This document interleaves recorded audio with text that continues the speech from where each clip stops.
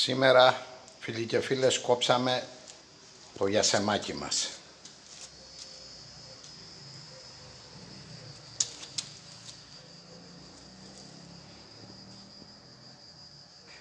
Μικρά κομμάτια και μεγάλα.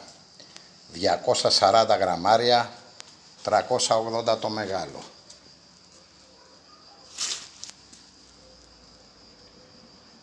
Το αφήνουμε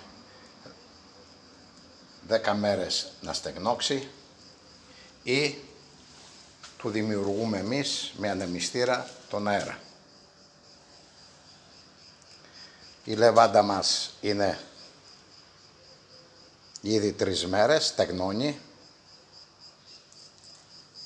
Προσθέτουμε και βιταμίνη C και Ε, η οποία είναι, όπως ξέρετε, αντιοξυδοτική. Και εδώ βλέπουμε τη λεβάντα μας.